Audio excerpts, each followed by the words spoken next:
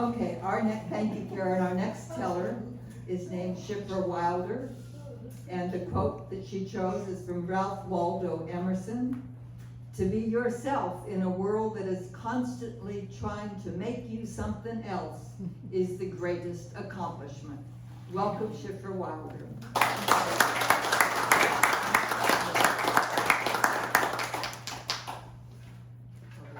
Move some stuff around here. Yeah.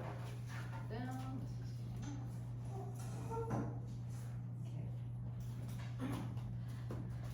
Eat the mic. Many things in my childhood didn't make sense. Now, I asked my parents. Can you all hear her? No. No. Not eating the mic enough. Okay, there we go. Yeah, or they, and. Is this okay? Project also. Okay. Project and use. Start from the beginning. Okay. My story is entitled, I Just Walked Out. Many things in my childhood didn't make sense. When I asked my parents questions, they'd say, oh, it's nothing, honey. So I stopped asking, and I went back, play in my backyard, making up stories of my own, talking to birds and reptiles. I was a completely content kid. I was completely happy in my strange and curious little world. I was a happy kid, loved by my father, shielded by my mother. I had no idea what was happening behind the scenes. Mom was strong, steady, and she found ways to make me feel special. My favorite times were when we drove up to New Hampshire for our tax-free shopping sprees, because there's no tax in New Hampshire. She made it sound, there's no sales tax in New Hampshire. She made it sound as if we were doing something secretive and dangerous by not paying the sales tax. We'd have lunch, she'd buy me electronics or jeans or something I just had to have, I couldn't live without. And we'd laugh the whole ride home. It wasn't about what she bought me, it was her way of saying, I've got you. Mom never told me much. She was too busy trying to hold herself together. After my oldest brother Stevie died, something in her broke. It was the last straw, the push she needed to finally divorce my father. But you know what? Regardless of what Mom thought about Dad, her feelings towards him, she never spoke badly or negative about him to me. Mom and I moved from our beautiful 4-bedroom home in Saugus, Massachusetts, to a small apartment in Malden, so I could be close to my father. Dad and his brother, Uncle Marty, owned a bakery, the H&M Cake Box. Shifra Wylder. Shifra Wylder. Yeah. This is, seems from home. Yeah, right.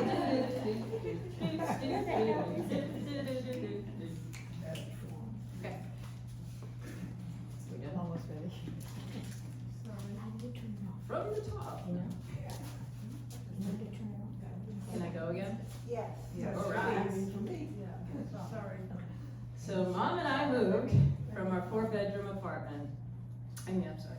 Mom and I moved from our beautiful 4-bedroom home in Saugus, Massachusetts, to a small apartment in Malden, so I could be close to my father. Dad and his brother, my Uncle Marty, owned a bakery, the H&M Cake Box. I could walk there after school and work in the bakery. Our apartment wasn't terrible. It just didn't feel safe and familiar like home. Everything I was used to was gone. My friends, our beautiful homes, the routines I knew. Suddenly I was this kid out of place, at a brand new school, surrounded by strangers, having no idea where I fit in. I was painfully shy, pretending like I had it all together. But you know, down deep, I made the best out of the situation. I always knew that if I made the best out of the situation, that eventually everything would be okay. But at the time, in my clustered mind, it wasn't. Our apartment was on James Street, next to Bell Rock Park. I had my first kiss in that park by a boy named Ricky LaRue. And he asked me if I'd ever been kissed before. Naturally, I lied and said yes. And what followed that was a tongue down the throat French kiss that made me gag. I was 11 years old. It was gross. I nearly puked. Now, first kisses are supposed to be sweet and memorable. Mine was memorable, all right. Well, years later, my mouth more experienced, my curfews more ignored. Mom and I got into one of our legendary fights. I don't even remember what sparked it. I probably wanted to go to a concert or stay out late, which I usually did, whether I had permission or not. I was a rule-breaking, rebellious teenage kid with zero communication skills and a desperate need for attention, so I acted out a lot. Well, this time the fight got physical, and Mom slapped me across the face. And in a heat of rebellion, I slapped her right back and I screamed, "I didn't ask to be born." Without missing a beat, she screamed back, "I didn't ask for you to be born either." Wait, what? What do you mean? One of your father's prostitutes gave him the number of this place. It wasn't even really a clinic. It was just this back alley room where they were doing abortions. And I went, and the place was so filthy and disgusting I couldn't go through with it. So I turned around and walked out. I just walked out. Wow, that stung worse than the slap. I sat there, or stood there. I looked at Mom, trying to process the idea that I existed because a grimy room grossed her out. I'd always been Daddy's girl. We had a pure, unconditional, loving relationship. I didn't know about the lying, the cheating, the addiction, the other women.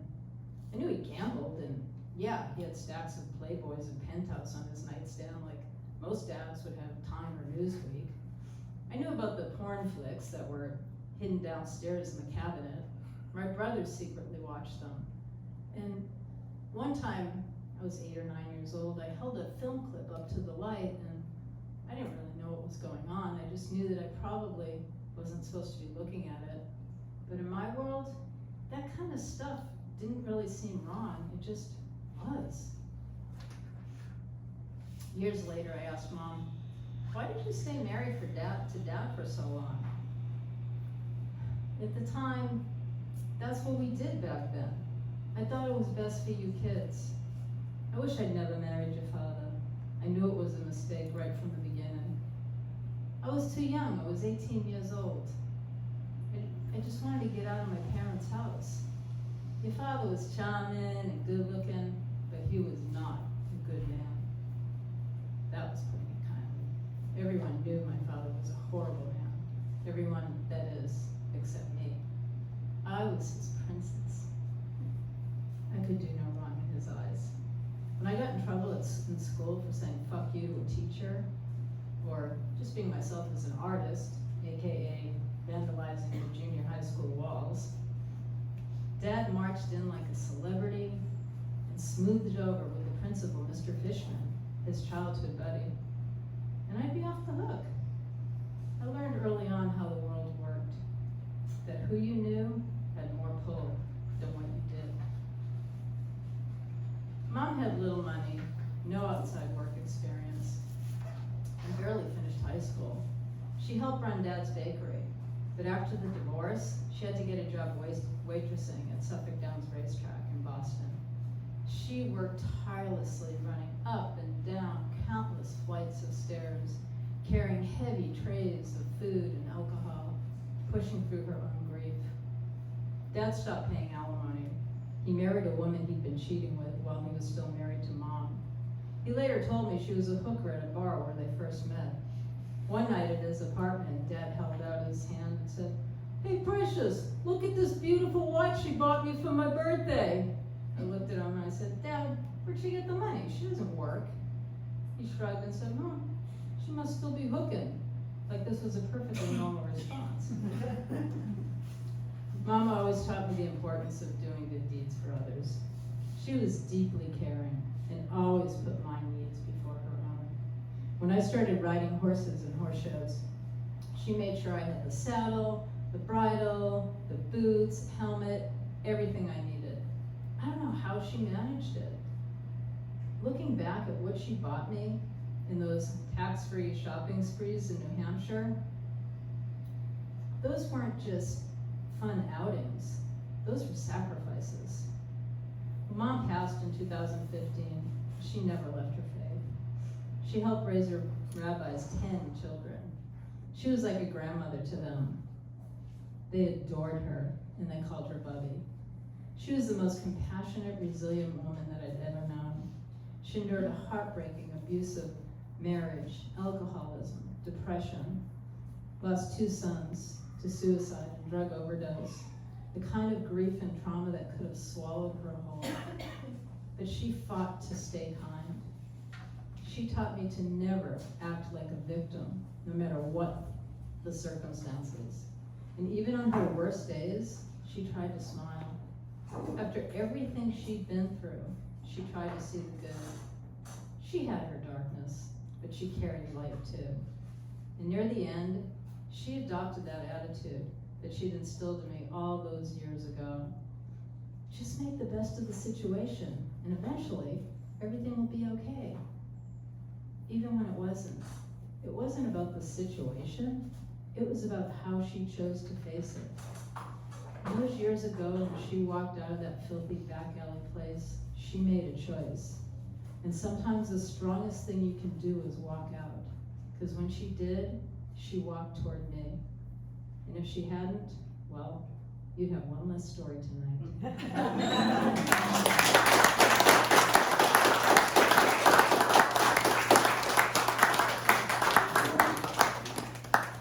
They weren't through clapping for you when you left, Shifra. Do we need